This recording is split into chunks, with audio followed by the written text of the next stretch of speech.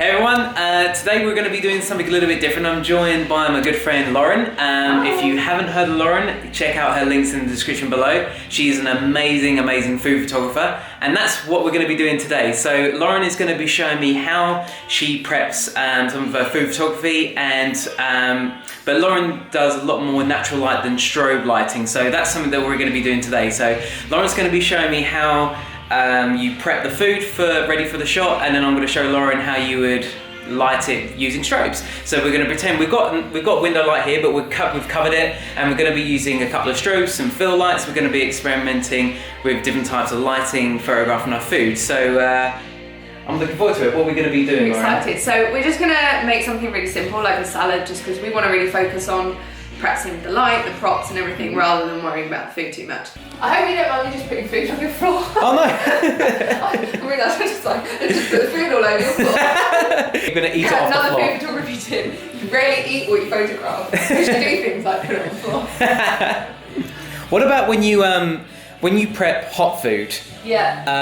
And by the time I guess you photographed it, has it gone cold? Yeah. I mean, if I'm sort of photographing it on a table in a bowl, and it just goes cold, then I can still save it, put it in the fridge, eat it or freeze it or something. But I mean, if it's something that I've been like putting directly on the table, sprinkling around, and like, you don't really want to do that. Yeah, fair enough. Which is a shame. I try and save and eat as much as I can. Yeah. But it's not always possible. But it's interesting. Lauren and I were just saying just now about how. So I did a food job recently which didn't go amazingly well, and it was just down to little things like styling, how I just completely neglected, like the chef would bring me out the plate of food, and it was like a poached egg, for example, and I just didn't think to cut into the poached egg so that the yolk would run out. But I was just really interested to see how Lauren does it, just like little things as she's doing here now. So we had started with the oranges, and she just said, oh, it needs some colour. And we just put some, Lauren's just put some, what kind of leaves are these? Just kind of... This is mixed baby kale, which, see, now I went shopping in England, I live in Switzerland, and we don't get anything fun like this in the shop, so I went and I was just like, oh my gosh, funky leaves. You don't get kale in... Well, we get kale, but not like this baby kale that's purple and green. Oh. Fun, so I'm just excited. Lauren's excited about kale. It seems to be like a popular thing where you style it in a way that looks a bit messy and a bit kind of like thrown together. You kind of see that a lot. Would that be fair to say? Yeah, I think so. I guess it depends on what you like, but I don't like things to look too perfect, because the idea of like being a food blogger, I want people to actually go and cook what I've made, and if it looks too fancy or too like restaurant, then I think people get a bit intimidated, and I wouldn't want to cook that if I saw it in a book. So no, it's true. I like the kind of, a little bit rustic and. It's just my style, I guess, and everyone has a different style. I recently got the Joe Wicks book because I really like.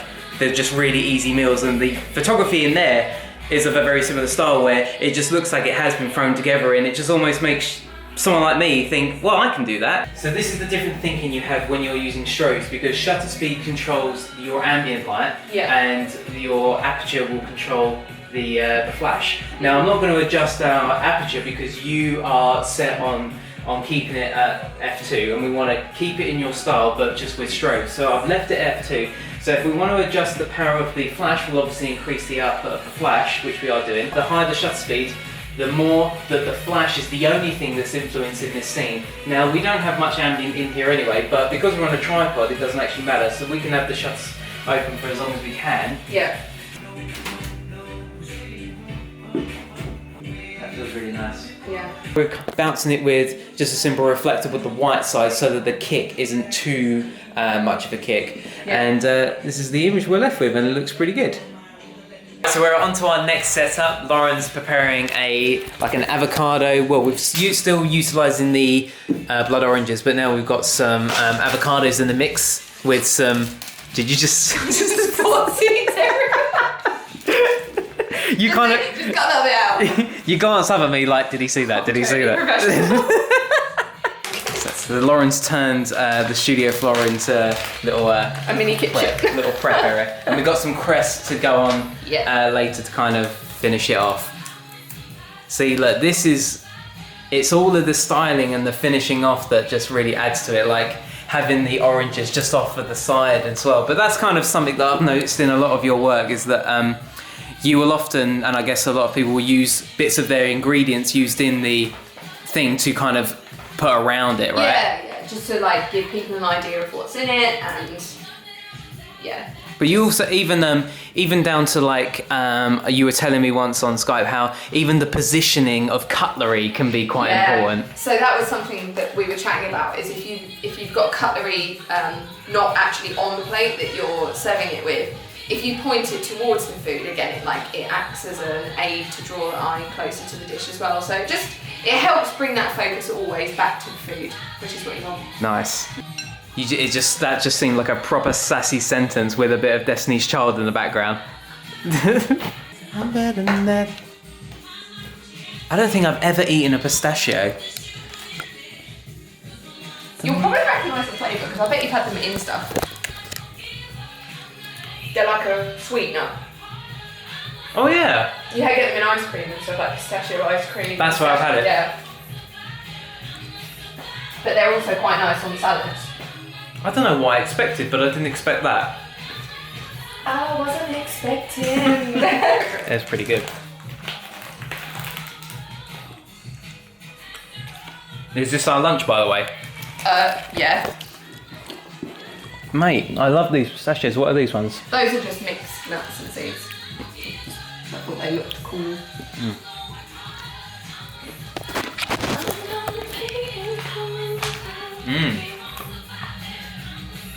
I've really got into nuts. I could have reworded that one. You could have, but I loved it how you did it. I love these pistachios. Right, Lauren's just about done, so let's have a look at what she's created. A little bit around the edge, but I think we're good. I think we're gonna move this avocado a bit, because sliced avocado is awesome for like some little shadows. To be honest, you can't have enough avocado. Shall I do a bit of slow motion? 120 frames a second. Do it. Oh, do it with sprinkling some. Yes. Sprinkling the nuts.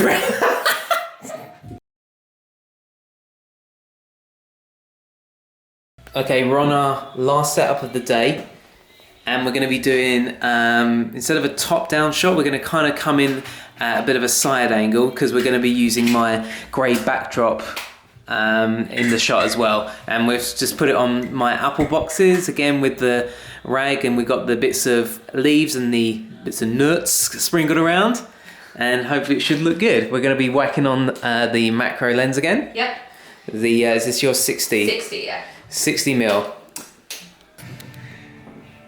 So is this something you will often do as well? I've noticed that you're using the your LCD screen obviously pointing towards you, so you can kind of reposition as you're going. Yeah, definitely. And that's why I love the cameras that have the articulating screen, because when you have to go and physically move your subject, like I can't tell the bulb, can you just go to the left, to the right? It really helps if I can see what I'm doing, because sometimes it is like those tiny little movements that make a really big difference. Awesome. So I love that. So this is what we're working with at the moment. I think I'm going to increase the aperture for this shot, so we don't want to keep it at 2.8. Okay. We'll probably go with something more like 4, 5, maybe 5.6, something like that. Cool. So. Is that because you want most of the front bowl in focus? Yeah, I think when you're looking straight on at something, the depth of field is already much larger, so you don't want to just have one little strip in focus, because it can look a bit strange. Cool. So yeah. Let's do it. You don't realise how second nature a camera becomes until you get a different one, and then you're like, oh, I don't know how to change the aperture. And that's even more annoying when you're obviously a veteran using a camera, when you're given a new camera to try out, and all you want to do is just like, how do I change this setting? You just want to shoot. Yeah, I can do this in seconds on another camera. Exactly.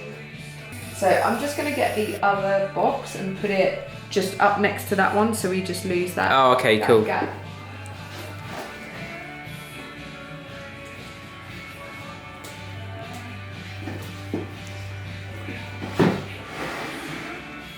There she is. Yeah. Does that look better? Yeah, much better. Nice. That wasn't supposed to. Go for it. That's looking really nice. I really like That's it. really nice. Why? It's just different, and it's weird. It's because I'm used to shooting with this exact setup of light, though.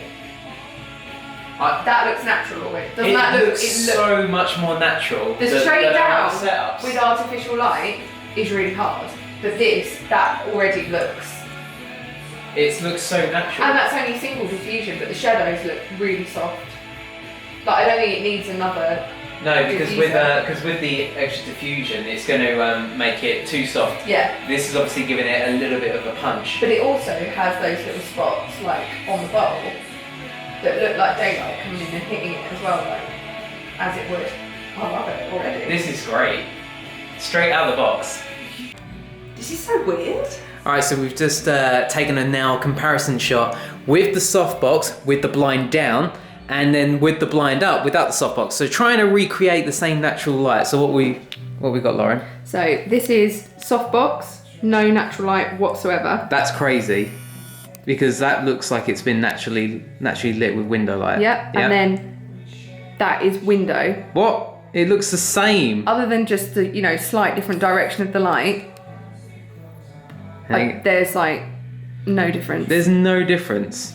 So it's so interesting to see how a different angle just makes all the difference. Like the top down ones, I think, were way more difficult to make look natural. This is just like happy doing its thing. Do you find has it been more difficult because of strobes, or do you find it difficult in general anyway because of what you usually use natural light? I think it probably is more difficult because I think it's easier to give something like a more rounded look when the light is coming from the side and you're looking straight at it, because it's got more depth perception. But yeah, I mean, maybe it's because we had the strobe at the back of the straight down as well, and rather than keeping everything to the side. Yeah. I'd be interested to see if that made a difference. Maybe next time. That is crazy. Can we eat it now? It's crazy! Yes, I think we can. We should vlog this bit, and now the best bit. Oh, you're already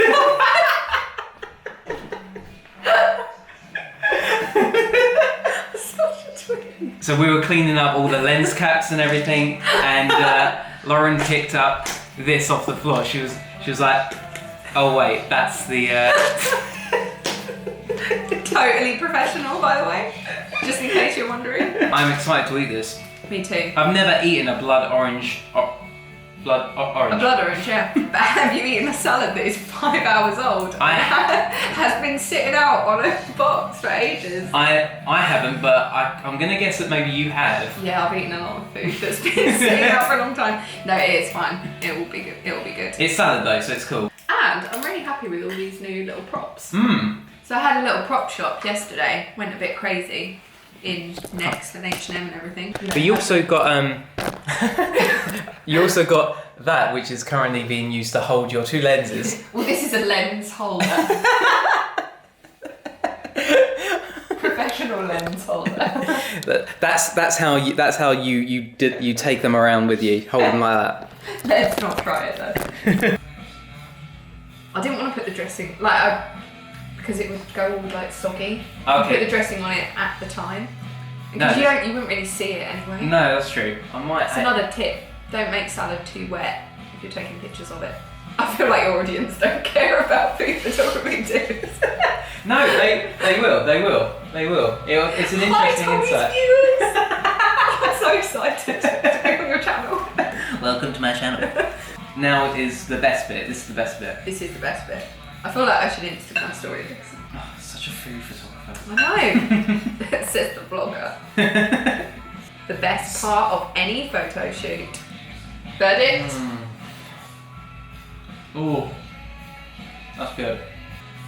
Oh my god, balsamic and blood oranges. It's good. It's so nice together. Because they're not too sweet. They're a bit sweet, but... No, but it's it's good with a bit of walnut. Get a bit of walnut. Oh. bit of walnut. You know, I'm gonna. There should be some in there, but you can put more. I'm going for it. Load it up. I'm going nuts. Watch me go.